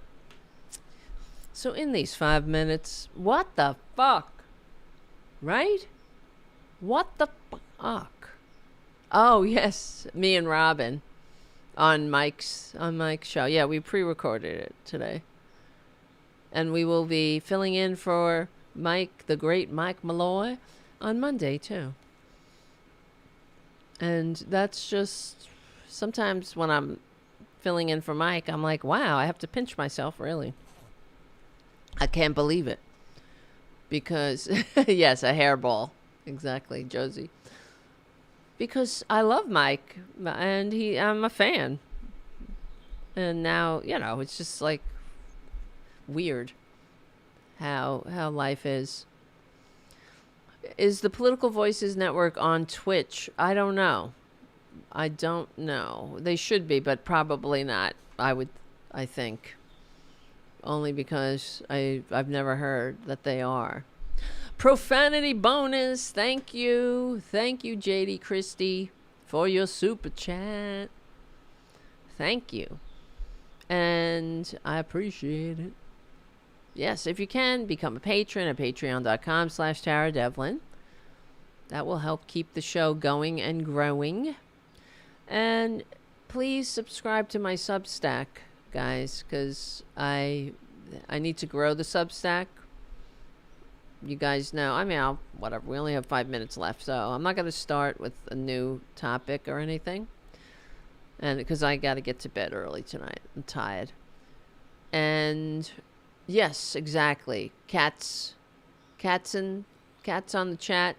Making money became the national religion. That's what happened. And now very few are in charge. Over the rest of us. You're absolutely right. That's the problem. Money, greed became the only American value. And that's why I'm hoping that we get through this, overcome that, and reclaim our humanity. Greed is not the only American value. The founders made our national motto E pluribus unum, and it's time to reclaim that. It's time to once again, pledge our lives, fortunes, and sacred honor to each other. Let's do it. That's why I always say to the Democrats, they have to watch this show. Just watch this show. And take my talking points. I'm not alone here. We're in this together, of course, but that's how you do it. Take these talking points. Say, look, the Republicans don't like America. That's obvious. That's why they put this fucking baboon in charge. They need a king. And when they go, oh, daddy's home, that goes to show you who they are. We don't need a daddy. We're adults. We get to rule ourselves. Children need daddies, but we don't need a daddy. We need each other. We cooperate. The founders pledged their lives, their fortunes, their sacred honor to each other, and we do the same. And because of that, and to that point, we don't leave anyone behind. That's why we're for universal health care. That's why we're for universal higher education. That's why we're for living wages, retirement security, because we don't leave anyone behind. We're the richest country on earth, but we're poor in a lot of ways. We're poor in spirit. We're poor in unity, and we're going to change that. Because that's the patriotic thing to do. We're patriots. We care about each other. And we do it without apology. So everyone in, nobody out is the only American value. And that's what we have to run on. Democrats, God damn it. And we will win if you listen and follow it. Because, people will respond to that because it's the truth. We're on the right side of history, decency, dignity, democracy, humanity. We stick together. We win. Thank you, Charlie from APS Radio News. Stick together, we win, right there. Check out APS Radio for classic rock and oldies, and APS Radio Classical for classical music all day. And become a patron. All right, what else? I'm doing some more plugs. Become a patron, patreon.com/Tara-Devlin. There are many ways you can support the show. That's one of them. Patreon. The other way is you can become a member on the YouTube channel. You can also become a Substack subscriber. Substack, you can be a free subscriber and or be a paid subscriber. Beep, beep, beep. You know how to do it because you could be free. If you got to be free, man. On Substack. I got to get those numbers up. So, it just takes a minute to be a and you will like Substack. I'm telling you. I'm kind of concentrating my energies on Substack because it's not a Nazi haven, and I appreciate that, and I like it. There's good people there. There's other great channels you can subscribe to, like the Anti-Fascist Book Club, Banner and Backbone. I was on the Anti-Fascist Book Club today, too, and you got to check out Nick Parrow, Ellie Leonard, great people. I'm really enjoying myself over there because I'm meeting amazing people, and I'm just saying because you can meet these amazing people too, who are doing great work. So, I was on Nick Parrow's Sick of This show. Great title. He's great. They're all great. I mean, that's what I'm saying. Like, there's a lot of people really doing some amazing work, and I believe in that work because that's how we're going to win. It starts with the message. That's why the Democrats fucking got to listen to me, man. Right? It's patriotism. That's it. Take back patriotism. In fact, somebody said this on one of my, I posted something and I said something about, let's do this patriots. Or I said patriots somewhere in the thing. And she said, don't call me a patriot. Right-wingers have ruined that word. And I said, we're taking that word back. We're taking it back. Yeah, they have ruined it. They don't deserve that word. They're not patriots. They hate this country. They want a king. How could you say you love your country and you hate everybody in it? Right? How can you say you can't love your country and be a selfish fucking tick, a parasite, and mock people and not give a shit about your fellow American? That's not patriotism. You're a dupe. So we're taking that word back because we really are the ones carrying the mantle of the revolution. The founders were nowhere near bringing their vision to fruition. Of course not. They were men of their times. But we are people of our times, too. And we got our work cut out for us. But it's clear what we have to do. And that is leave no one behind. That should be the Democratic Party rallying cry. We don't leave people behind on the battlefield. We don't leave them behind on the battlefield of sickness, of ignorance, of education, of retirement. We're in this together. All right, my friends. Yes. I'm going to sleep. I'm going to sleep. You ever notice that? A lot of people don't say to sleep anymore. They say, I was asleep. They just, not like, I was asleep. They'll say, I was asleep. To sleep. No, it's to sleep. I was asleep. I'm going sleep. I was sleep. I was sleeping. All right, I'm going to be sleeping. I'm going to be sleeping, so I better stop peeping. Guys, Tuesday, Guys, we got a show coming Tuesday. Right? That's a good thing. I can't believe it. JoJo from Jers. She's got a very big following, so maybe one day I could be like her. I'm only saying that because we gotta, it reminds me of what Hal said. Because he was like, you have to, how did he put it? As far as promoting the show, there's you gotta be borderline obsessive and annoying or so. I can't remember how he put it. But he said, and I said, I don't want to be annoying to people. And then he said, well, you know what's annoying? That good people like you with a great message don't have a larger platform. And I said, something like that, he said. And I was like, yeah, you're right. That is annoying. So, yes. I got it.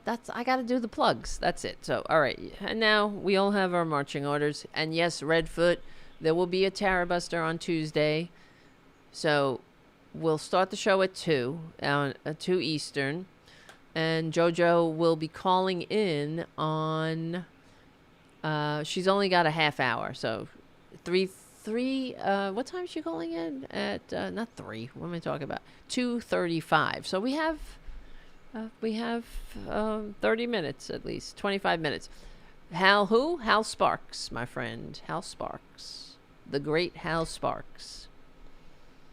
Yes, and thank you, J.D. Christie. There are more Boudica. I have a Boudica emoji that I need to upload. I tried to upload it, and it gave me an error message, so there's something wrong with it. I'm making more emojis. I'll make a Francis emoji. So we got Tara Jr., we got Ray Ray, Boudica will have, and little Francis. I got to make some more emojis, like personal emojis for the show. What else can I say? Oh, yeah, I got to do like one, like profanity or something like that, Things like that are, specific to us, our little Tarabuster show. Yeah, it's going to be good. So we'll start with the Tuesday, and then maybe we'll go to more shows. We'll have to do more shows. I really do. I have to do more shows. Hal does like 9 shows a week. Oh yeah, Spooky. That's right, Jim. Spooky. How could I forget Spooky? Spooky emoji. Right. Not too many guinea pig emojis around. Spooky's such a good boy. Let me see. Do I have any pictures of him I could show you before I leave? Of course I do. Of course I do. And my nephew just got engaged. Want to see my nephew? That's my nephew. And his girlfriend, fiance. Aren't they a beautiful couple? That's my nephew Ryan. I can't believe it. Hey, what happened to my nephew? I'm getting old, guys. I'm getting old. I just can't believe it. He's like a grown man now. What the hell? Isn't that weird? Let me see. Where is Spooky? Little Spookarooka. Little Spooky Rookie. Oh, here he is. Look at him. Isn't he cute? He's eating a leaf. He's such a good boy. He does look like me, I know. That's what people say. They say, he looks like he would be your son. Because, my sisters. He does look like me. He does. I know. It's like bittersweet for me. Because it's just another marker of, wow, I'm old. I guess that's normal, natural to feel. Yeah. And his girlfriend, fiance, is just such a great girl, too. So, that's them. What else? Oops. Oopsie doopsie. boop, boop. Yeah. What a world. What a world. All right, guys. I love you. You're the best. You're the best. I know, right? They're a gorgeous couple. Gorgeous. And they're good, too. Good people. So that makes that, I mean, very lucky. Very lucky. Very good kids. All right, my loves. Thank you for hanging out. And yeah, I'm excited about Tuesday. So I really appreciate your support and for hanging out every Friday night. So now we get a little Tuesday. It's got to be tight, though. 1 hour. It will be. It will be. That's how you got to do it. But Tarabuster Fridays are a little bit more loosey-goose, but I will see you on Tuesday. All right, guys, we're on the right side of history, decency, dignity, democracy, humanity. Thank you for hanging out. Thank you, Charlie, from APS Radio and APS Radio News. We stick together, we win. My name is Tara Devlin, and I will see you on Tuesday. See you soon.